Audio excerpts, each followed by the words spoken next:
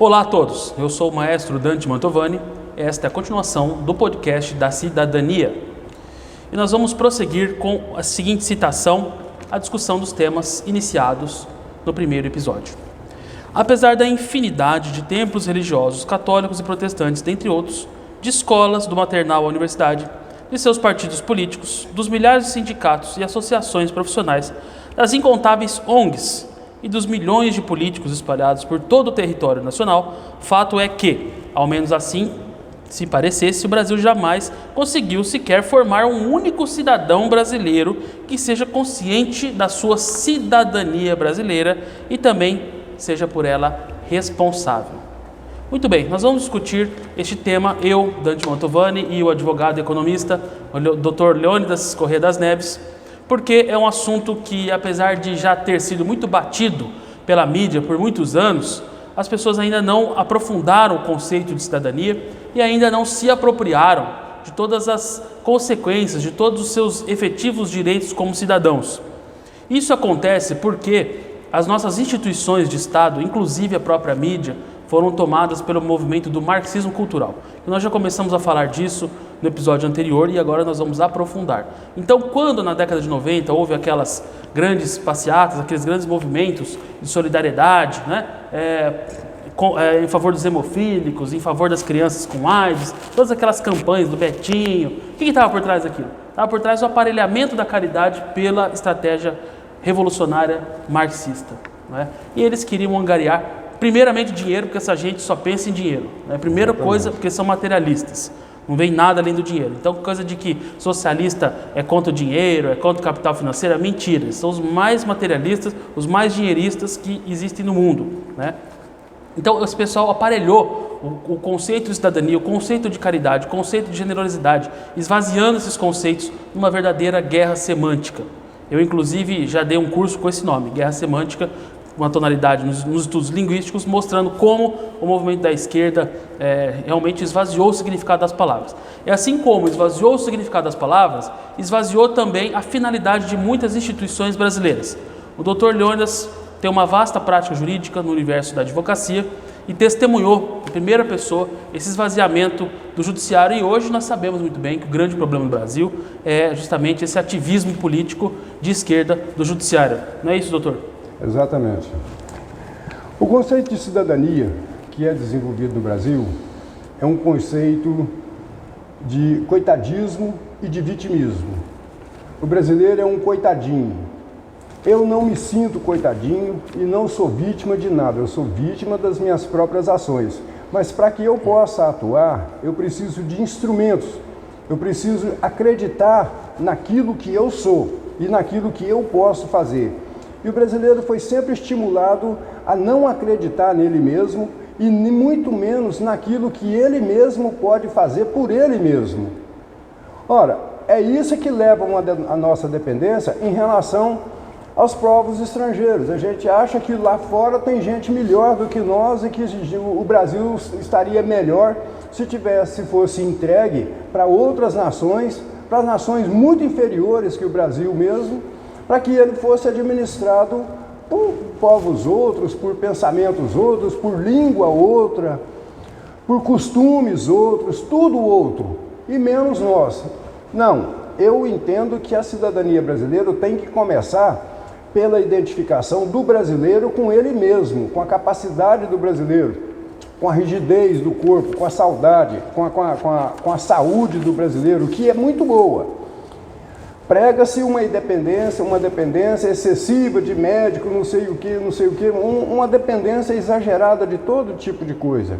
E esquece do brasileiro. O brasileiro quer ser brasileiro, ele quer ter orgulho do seu país, ele quer ter orgulho do seu povo, das suas instituições, ele quer ter orgulho daquilo que ele de fato é. E isso tem sido relegado.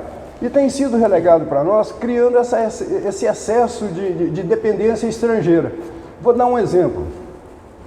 De 1985 para cá, quando assumiu o presidente José Sarney, todos os chefes de poder executivo, seja do presidente da República, seja de governador ou de prefeito, ele acaba de vencer uma eleição e essa eleição ele Tão logo ele é diplomado, presidente da República, ou ele é governador do estado, ou prefeito, e ele sai à caça de alguém para administrar o Brasil.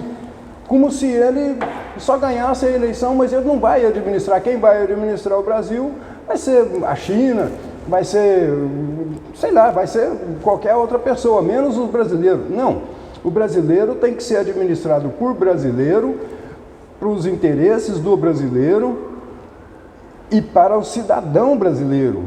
É essa a relação que tem, porque é o cidadão brasileiro quem sustenta tudo isso. E aí, quando já está tudo desenvolvido, não, nós vamos entregar para alguém lá de fora. Isso está errado. Essa maneira, essa visão do brasileiro é uma coisa ruim. A partir daí começou o aparelhamento do Estado. Chega o marxismo cultural, apropria do sistema de justiça brasileiro. O resultado, acabou com a justiça brasileira. Apropriou da Ordem dos Advogados do Brasil. O resultado disso, acabou. Quando eu estou falando em marxismo cultural, eu estou basicamente reforçando o papel do comunismo lulopetista. Ele se apropriou das universidades brasileiras, destruiu a universidade brasileira. Se apropriou da ciência brasileira, destruiu a ciência brasileira. Se apropriou da fé católica, destruiu a Igreja Católica. Está tentando se apropriar da ideia dos evangélicos, vai destruir o evangelismo no Brasil. Se apropriou da ciência, destruiu a ciência. Se apropriou da cultura nacional, destruiu a cultura nacional. Se apropriou da música nacional, destruiu a música brasileira, que é muito bonita e é nossa. Quer dizer, onde esse marxismo cultural entrou, ele destruiu, ele é uma ideia destruidora, uma ideia destrutiva. É a praga dos gafanhotos, né? É uma praga de gafanhotos. Passa, destrói tudo. Onde essa mentalidade comunista, esquerdista, seja lá o que for que as pessoas queiram chamar, onde esse povo chega, destrói tudo. Entrou na agricultura, destruiu a agricultura brasileira. Agora o presidente Bolsonaro está fazendo um esforço danado para poder recuperar o agronegócio brasileiro, destruído tanto no PSDB quanto nos governos do PT. E o pior de tudo é que o PSDB, durante muito tempo, fingiu estar do lado do agronegócio, né?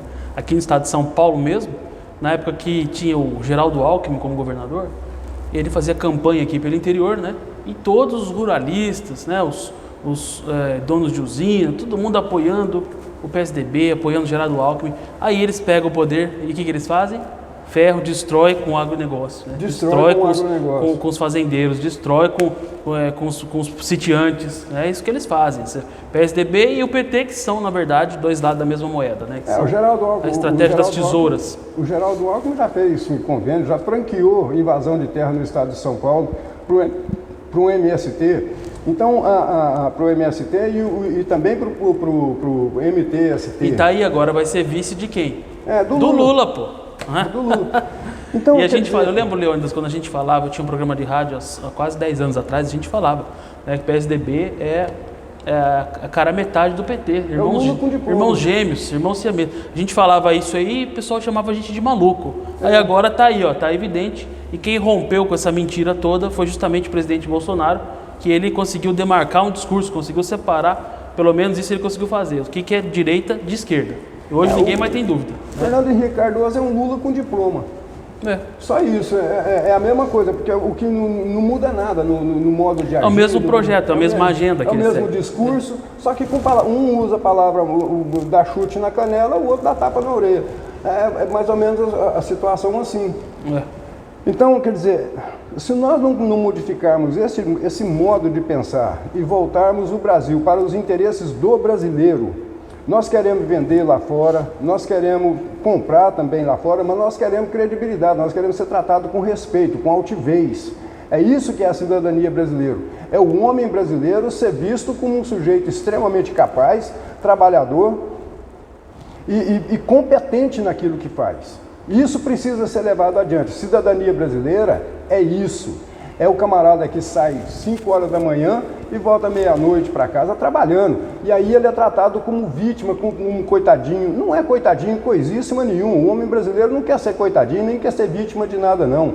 Ele quer ter o trabalho dele valorizado, a postura dele de cidadão valorizada, e pagar seus impostos, fazer a contribuição, mas ele quer um retorno disso porque ele está pagando. E principalmente não ser assaltado, não ser assassinado, né? Porque Exato. Antes do governo do Bolsonaro, o que nós tínhamos? Nós tínhamos 60 mil homicídios por ano no Brasil. Agora caiu para 25 mil. Né? Então já caiu muito a violência e a primeira coisa que todo mundo quer é ficar vivo. Né? Porque sem vida não tem trabalho, não tem renda, não tem economia, não tem nada. Isso nós falávamos muito tempo antes, né? Muito tempo antes do Bolsonaro ser eleito, a gente falava isso e de fato isso se materializou com a eleição do Bolsonaro, porque aí a segurança passou a ser prioridade de fato. Porque antes existia uma política de estímulo à bandidagem, né? De estímulo ao crime. Até hoje ainda existe, mas foi um pouco rompido disso em 2018, né? Quer dizer, o Ministério da Justiça agora não trabalha para o crime. Antes era, né? O Ministério da Justiça era o escritório do crime, não é isso? Mas eu tenho que ver mais ou menos o seguinte: a população carcerária no Brasil é mais ou menos de 0,5%. A população carcerária, 0,5% da população.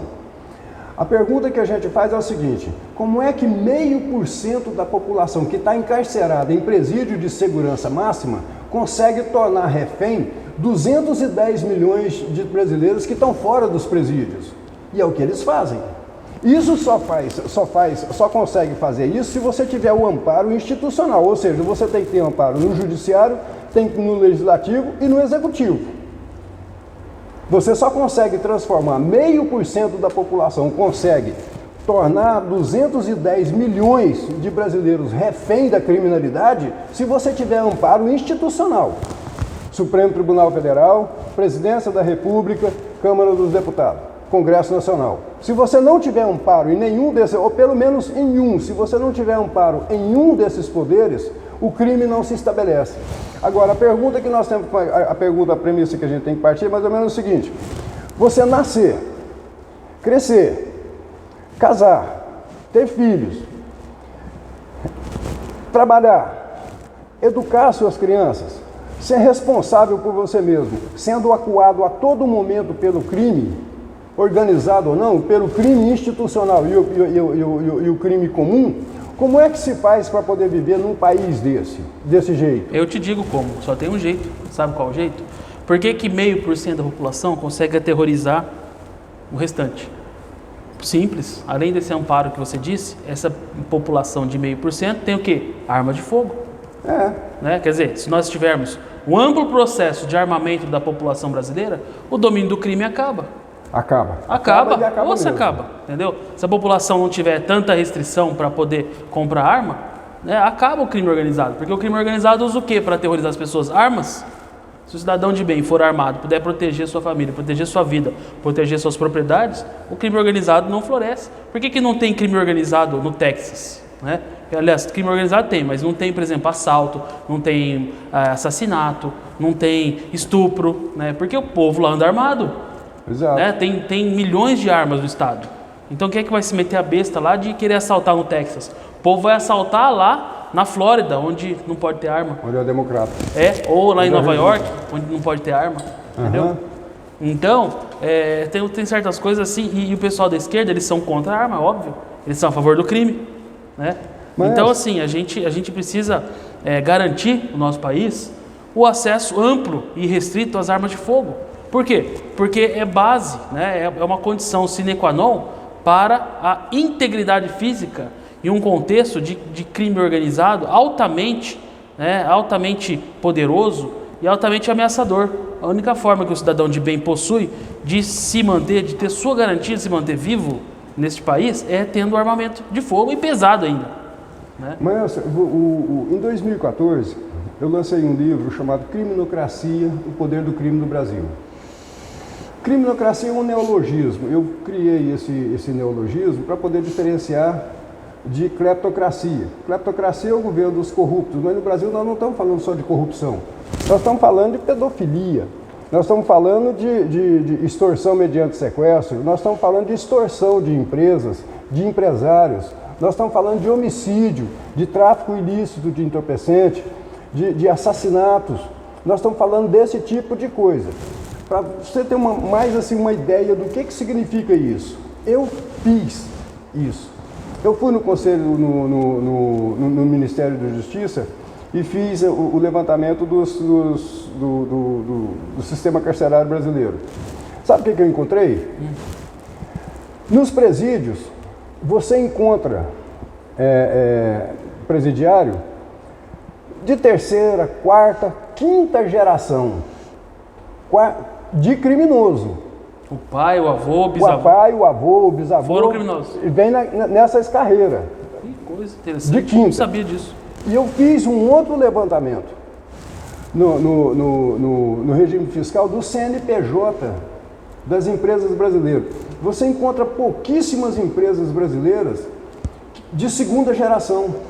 Ou seja, o Brasil não forma empresários de segunda geração. Você forma bandido de quinta geração. Mas você não consegue formar um professor de segunda geração, você não consegue formar um juiz de segunda geração, um promotor, um delegado, você não consegue formar essas pessoas de segunda geração. Mas o bandido você consegue formar. Por que isso faz? Por que você consegue formar o bandido e não consegue formar gente decente, um professor? Porque quem forma? Quem forma as pessoas? Quem forma os jovens? É o quê? É o Estado através dos professores. Isso. Os professores estão na mão do sindicato, que está na mão de quem? Do PT, do PCdoB, do PSOL, do PSTU, desse partido de esquerda que tem a agenda marxista. Então, o marxismo quer o quê? O marxismo quer bandido para poder fazer revolução. Desde Lênin. Lênin usou o quê? O lumpen proletariado, né? Que eram os bandidos, os desajustados, pessoas que não têm força, mão de obra produtiva, para fazer a revolução, para aterrorizar o restante da sociedade. Agora a classe burguesa tem que ser aniquilada. Então, por isso que tem toda essa campanha publicitária para levar os jovens, né, os filhos dos empresários, os jovens têm que ir para onde? Para a universidade. Né? Exato. Chega na universidade, aprende o quê? Marxismo. Destrói a família, destrói a sucessão, destrói as empresas. As nossas universidades, olha, as nossas creches, eu tenho pavor. Eu tenho um neto que está com 1 ano e poucos meses agora. Eu tenho pavor quando a mãe dele fala que vai levar ele para uma creche. Por quê? Porque lá na creche ele não vai ter gente para poder cuidar. 1 ano e 7 meses.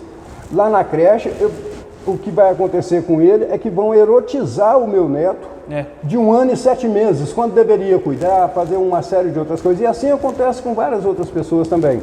Então, quando você entra numa escola brasileira, você não entra para poder aprender português, matemática, física, geografia, enfim, o que de fato você precisa para poder se tornar um cidadão. Mas o que você vai aprender a ser? É militante comunista.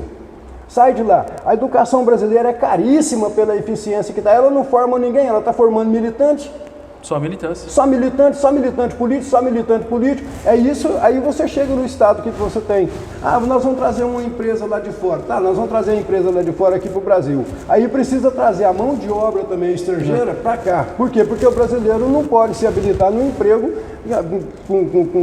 com melhor salário. Eu vi um estudo que a mão de obra brasileira ela é 5 vezes menos produtiva que a norte-americana e 9 vezes menos produtiva que a alemã. Quer dizer, tem alguma coisa de errado aí, né? Tem, porque... Agora, o pessoal educado no método do Paulo Freire, que é o método de emburrecimento, né? É óbvio, não vai saber fazer nada. Exato. Aí o que você faz com esse tipo de coisa? Quando entra na escola, você passa 30 anos para poder chegar no título de doutoramento. Aí depois você vai gastar mais 30 anos desaprendendo o que você aprendeu para depois, nos 60 anos, você conseguir aprender alguma coisa que vale a pena ser aprendido. Essa é a relação, quer dizer, qual que é a eficiência desse sistema educacional?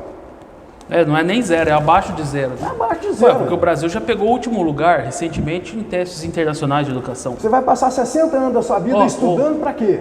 Quando você chegar a produzir alguma coisa, não tem mais sentido. O método do Paulo Freire, eu já cheguei à conclusão de que é um método de emburrecimento. Ele emburrece as pessoas. E isso é deliberado, assim como o método socioconstrutivista, né? E aí, o que esse método ensina? Ensina o jovem a apenas ser questionador, questiona tudo. Então, por exemplo, você contrata um empregado jovem formado no método Paulo Freire. Você fala para ele, pega essa garrafa aqui e coloque aqui. Aí ele vai falar, ele vai fazer assim, vai pegar essa garrafa e vai colocar aqui. Aí, mas por que você não colocou aqui? Eu pedi para você colocar aqui. Ele vai falar, porque eu achei melhor que era aqui, porque eu sou um sujeito crítico. quer dizer, não sabe cumprir uma tarefa com exatidão. Então, quer dizer, é um método de emburrecimento mesmo, para as pessoas não conseguirem cumprir tarefas simples. E aí, onde é aplicada essa ideologia, né, que não é nem um método de ensino, é uma ideologia, o que acontece? O país não vai para frente, né? Perde-se a produtividade, né? Então, pessoal, esse aqui é o segundo bloco do nosso programa de formação em cidadania brasileira, e nós continuaremos logo em seguida com o terceiro bloco. Fique conosco, um forte abraço.